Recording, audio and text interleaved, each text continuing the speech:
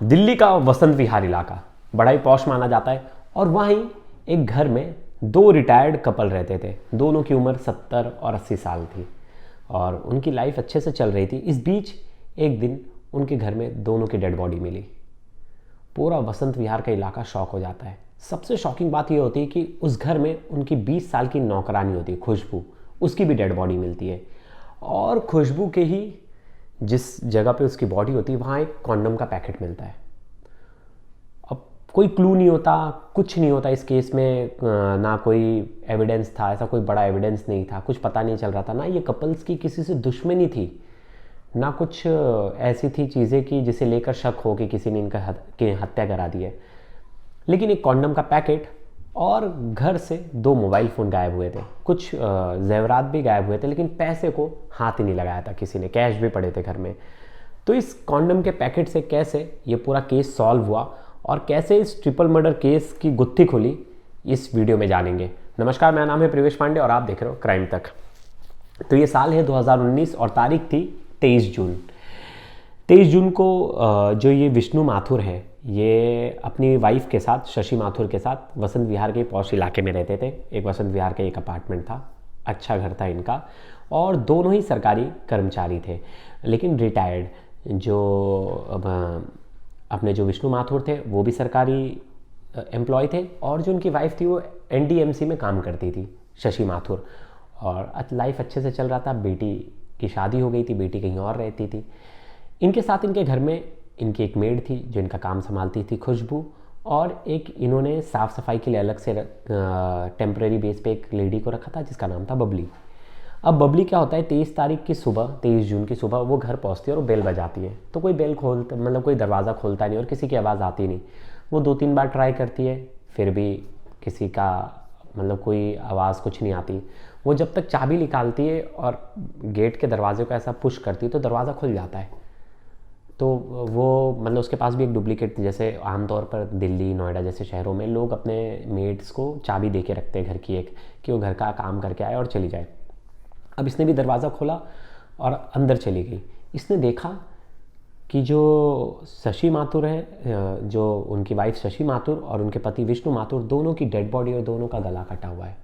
वो शॉक हो जाती है, ज़ोर से चिल्लाती है। फिर वो दूसरे कमरे में जाती है, देखती वहाँ जो 20 साल की जो इसकी दोस्ती है, मेड जो उस घर में काम करती थी रेगुलर, खुशबू नौटियाल, उसकी भी डेड बॉडी पड़ी है, उसका भी गला चीरा हुआ है।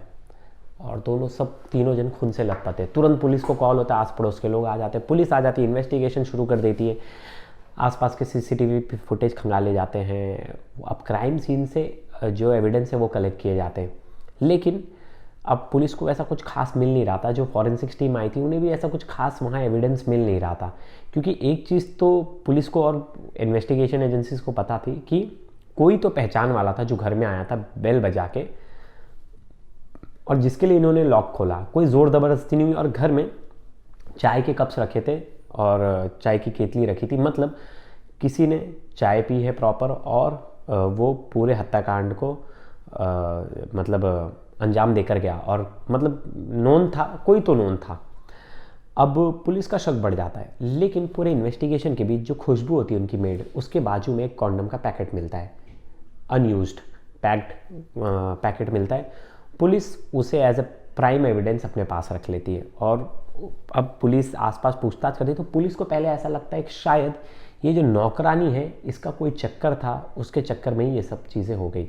उसका किसी के साथ लव अफेयर वगैरह होगा, उसी के लड़ाई झगड़े में या तो कुछ ऐसा ही हुआ है और चोरी थी। लेकिन वहाँ एक शॉकिंग चीज़ थी कि विष्णु माथुर और शशि माथुर का मोबाइल गायब था, वहाँ नहीं था, लेकिन खुशबू का मोबाइल वहाँ था। तो पुलिस और चकरा गई कि अरे यार, इन दोनों का मोबाइल फ़ोन गायब है, इसका मोबाइल फ़ोन नहीं गायब है। जो आया था शख्स, उसने जेवरात लूटे, घर के पेपर्स लूटे, लेकिन उसने पैसों को हाथ नहीं लगाया। तो कौन हो सकता है? फिर अंदर से कॉन्डम के पैकेट भी मिले एक, और वो भी उसके बेड पे ही पड़े थे जहाँ उसकी लाश थी। अब पुलिस शॉक हो जाती है, पुलिस इन्वेस्टिगेशन शुरू कर देती है, सबसे पूछताछ करती है। तो आस पड़ोस के लोग बताते थे कि खुशबू से मिलने के लिए एक लड़का आता था और पुलिस को पूरा शक, और वो उससे रेगुलर मिलने जाता था। जब कभी विष्णु माथुर और शशि माथुर घर पे नहीं होते थे तो ये उनके गैर हाजिरी में वहाँ आता था और उससे मिलता था लड़की से, खुशबू नौटियाल से। तो पुलिस को लगता है हमें कड़ी मिल गई है, शायद यही वो लड़का है जिसने ये सब कुछ किया है। पुलिस उससे पूछताछ करती है और पुलिस को लगता है हमें प्राइम एक्यूज्ड हमें मिल गया है, और पुलिस उससे 70 घंटे से ज़्यादा पूछताछ करती है। लेकिन बाद में जाके पता चलता है हमने जिसे गिरफ्तार किया है ये तो कसूरवार है ही नहीं, इसका तो कोई लेना ही देना नहीं है इसके मर्डर से। उस दिन वो वहाँ था भी नहीं, उसकी मोबाइल लोकेशन देखी जाती है तो कहीं और था, और जिस जगह पे था वहाँ सीसीटीवी फुटेज थे तो वो वहाँ सीसीटीवी में नज़र आ रहा था। तो पुलिस को ये थ्योरी अब पुलिस की फेल हो गई कि ये खुशबू का पति या बॉयफ्रेंड या जो भी है, ये तो शख्स नहीं था जिसने ये हत्याकांड को अंजाम दिया है।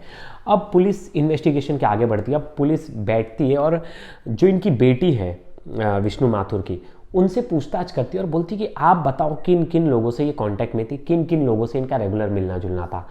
तो वो बताते हैं कि मम्मी पापा ज़्यादा तो किसी से अब मिलते नहीं थे, कुछ लोगों से मिलते थे। तो उसमें से एक इनकी दोस्त थी जिनका नाम था प्रीति सारस्वत, और उनसे वो रेगुलर मिलते जुलते थे, उनसे बातचीत होती थी, वो इनके घर पे रेगुलर आते थे। और 2-3 लोगों का नाम लिया तो पुलिस सबसे एक एक करके पूछताछ शुरू करती थी। प्रीति सारस्वत से पूछताछ की जाती है तो प्रीति बोलती है नहीं मेरे तो अच्छे संबंध थे, मैं तो उनसे मिलती थी रेगुलर, हाँ हमारी बातचीत थी, बहुत अच्छे लोग थे। तो पुलिस को कोई क्लू ही नहीं मिलता कि अरे यार अब करे कैसे। आसपास के सीसीटीवी फुटेज खंगाल लेते, कोई नज़र नहीं आता।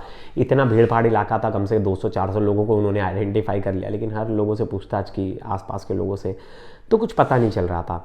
अब पुलिस हाथ में हाथ धरे बैठी है, कुछ कोई ऐसी चीज़ें ही नहीं मिल रही जिससे ये केस में कुछ वो हो पाए, आगे इन्वेस्टिगेशन में पुलिस बढ़ पाए। लेकिन अचानक से एक दिन, यानी 26 जून को, ये देखिए पूरी घटना 23 जून को, ये 3 दिन का इन्वेस्टिगेशन हो गया। 26 जून को जो विष्णु माथुर है उनका फ़ोन ऑन होता है, और सिर्फ 40 सेकंड के लिए इन्होंने फ़ोन को सर्विलांस पे लगा रखा था। जैसे ही 40 सेकंड के लिए चालू होता है, पुलिस वो लोकेशन ट्रेस कर लेती है, पुलिस को लोकेशन मिल जाती है। पुलिस वो लोकेशन देखती है, वो लोकेशन होती है गुरुग्राम की, और गुरुग्राम के एक होटल की। पुलिस वहाँ पहुँचती है और सबका नेम और लिस्ट निकालती है, तो देखती है इनका परिचित कौन है।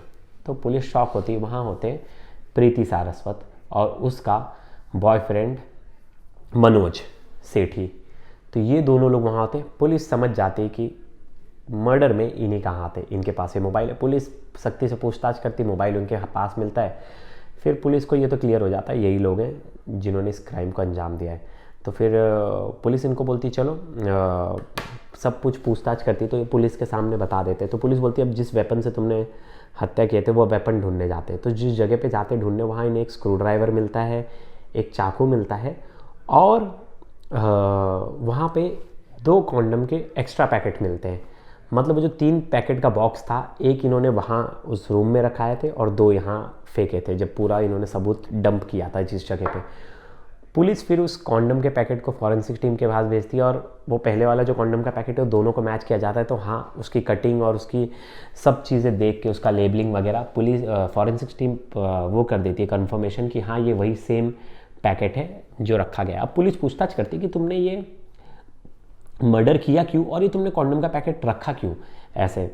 तो जो मनोज है वो बताता है पूरी इन्वेस्टिगेशन में, पुलिस का साथ देता है क्योंकि उसने मर्डर किया था इसके साथ, प्रीति के साथ मिलके। तो प्रीति बोलती है कि मेरी शादी हो गई थी कुछ साल पहले, और मेरी पति से बन नहीं रही थी। तो 2015 में मेरी लाइफ में मनोज आया, और मैं भी एनडीएमसी में काम करती थी, मेरे पास पैसा नहीं था। तो मुझे मनोज बार बार बोलता था कि यार कुछ पैसा कमाना पड़ेगा, बड़ा हाथ मारना पड़ेगा। हमारा बिजनेस भी लॉस हो रहा था, मैं बहुत ज़्यादा कर्ज में जा रही थी। तो मनोज ने प्रोवोक किया कि हमें कुछ बड़ा करना चाहिए, हमें कुछ बड़ा हाथ मारना चाहिए, जिससे हमारे पास ढेर सारा पैसा आ जाएगा, उस पैसे से हम कुछ अच्छा कर लेंगे। और मनोज पहले भी जेल जा चुका था। तो ये उसके बाद में आ जाती है, और 17 जून को ये जो प्रीति है ये विष्णु जी के घर जाती है और उनके घर के जाके रेकी करती है, और इनके घर पर आना जाना लगा रहता है। फिर अचानक से 26-25 तारीख की रात 10:30 बजे ये उनके घर पहुँचते हैं, प्रीति और मनोज, और दरवाज़ा खटखटाते, दरवाज़ा खुलता है और कहते हैं मनोज और उनकी पत्नी शशि से कि हम लोग बस यहीं से जा रहे थे, गुजर रहे थे, सोचा आपसे मिलते जाए। फिर जो मनोज है वो हॉल में बैठ जाता है, चाय पीते और टीवी देखने लगते हैं। तब तक शशि और विष्णु दोनों चले जाते हैं अपने घर में सोने के लिए, और उनकी जो मेड है वो भी चली जाती है अपने मेड वाले रूम में सोने के लिए। फिर मेड से ये बोलता है कि चाय ला के दो मनोज। वो जैसी चाय ला के देती है, ये पीछे से आता है और उसका गला काट देता है। वो जगह पे उसकी मौत हो जाती है, ये उसका मुंह पकड़ लेती है, आवाज़ चीखें नहीं निकलती। तब तक ये टीवी का आवाज़ इतना तेज़ करके रखता है कि वो पहुंचता है विष्णु माथुर के रूम में और शशि माथुर के रूम में। वहाँ भी ये उन दोनों की हत्या कर देता है।